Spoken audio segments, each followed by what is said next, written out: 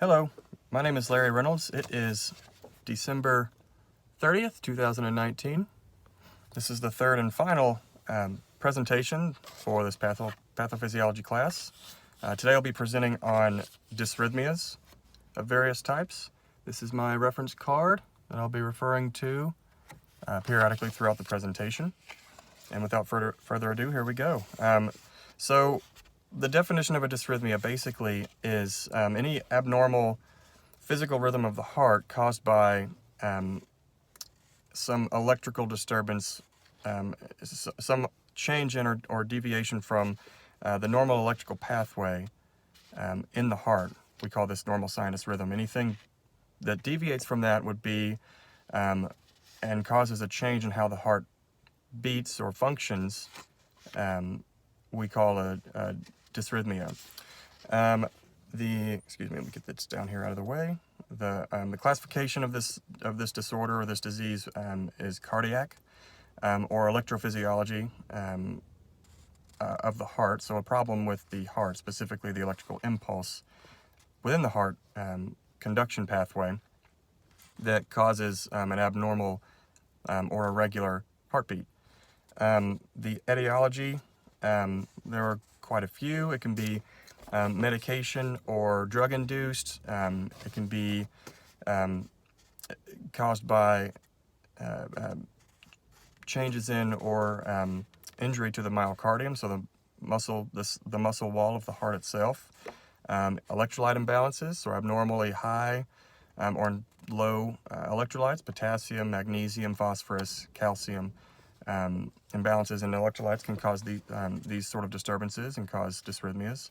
And then in some cases it can be idiopathic, so we just don't know. We can relate it to to age and other factors, but in many cases we just simply don't know.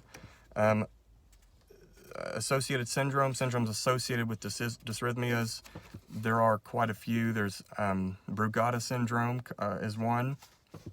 Wolff-Parkinson-White is another syndrome.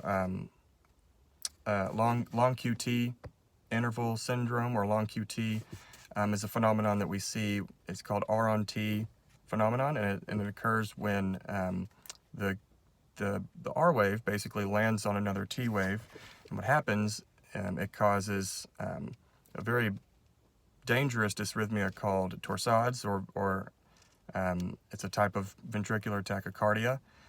And basically the action potential fires before the conduction pathway finishes, or before the left ventricle finishes its repolarization cycle.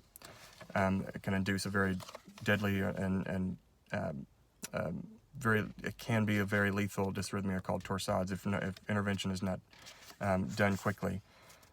Clinical manifestations of dysrhythmias, they can vary widely depending on the dysrhythmia and the person. Things like age, gender, the function of the heart at baseline, things like that. But a person can be asymptomatic in cases of atrial flutter or atrial fibrillation. Many people simply don't even know. They don't even realize that they're in this dysrhythmia and until they're seen by a specialist, or it's caught on an EKG, or they begin developing other symptoms.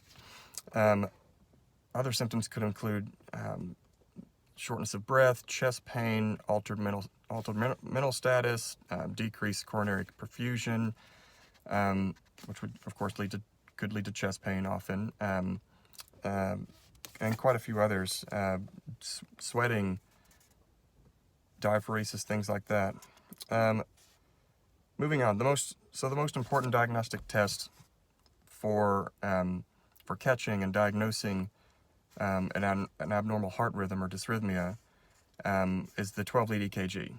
It's the standard, and it basically takes a snapshot in time of the heart, the electrical pathway, the electrical function of the heart, basically, from 12 different angles all over the heart: front, back, top, bottom, each of the atria, each of the ventricles, from 12 different areas of the heart. It's very useful in diagnosing all different types of dysrhythmias or arrhythmias. The normal expected result in a 12-lead EKG would be a normal sinus rhythm. So in that, we have a P wave, a QRS complex, which is a tall spiked complex. P wave is a short rounded complex. So that you have the P wave followed by a QRS, followed by what's called a T wave, which is similar to a P wave in that order.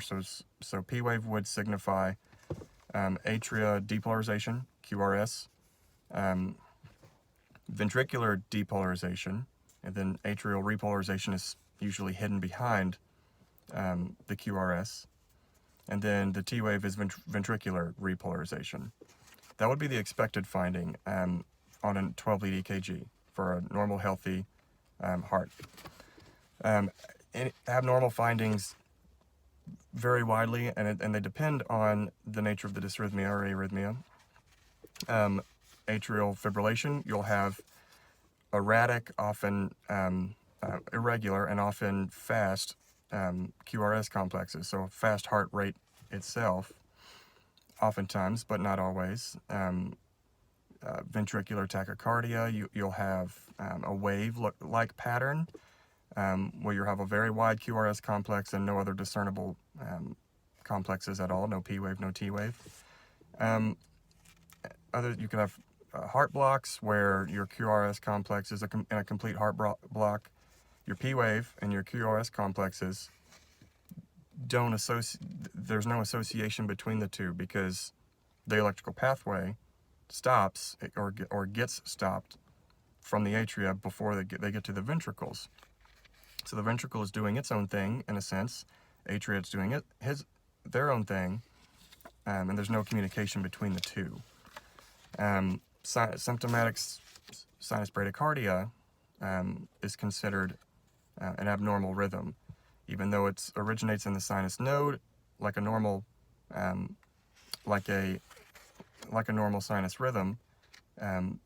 It's problematic because the heart is not beating fast enough to perfuse the brain, to perfuse the rest of the body, basically. So those are just a few of the normal and abnormal results that one would expect to see on a 12-lead EKG. Differentials. Probably the most common clinical differential between a symptomatic arrhythmia or dysrhythmia, like a heart block or supraventricular tachycardia, they often will present symptoms that mimic acute coronary syndrome, so heart attack or myocardial infarction, MI. So they'll have chest pain, diaphoresis, shortness of breath, altered mental status, and others, back pain, shoulder pain, jaw pain in some cases. So the workup would be the 12-lead EKG, which would differentiate the two. In an MI, you'll not always, but often have ST elevation in 2 or more leads, you'll be able to identify any sort of arrhythmia or dysrhythmia that the patient may be having. Drop this cord here. Potential complications for an arrhythmia, again, kind of goes along with manifestations. They vary widely depending on the nature of the dysrhythmia and the patients themselves.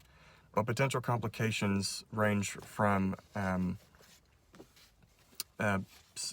anywhere from decreased, so you'll have decreased, if they're symptomatic, you'll have decreased cardiac output.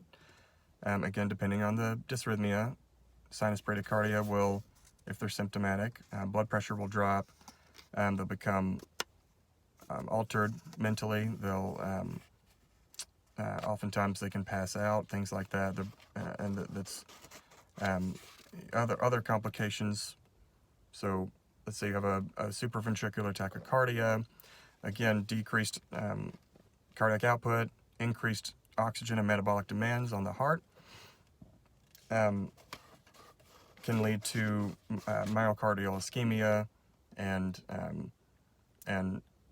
damage to the myocardial wall, damage to the heart muscle itself.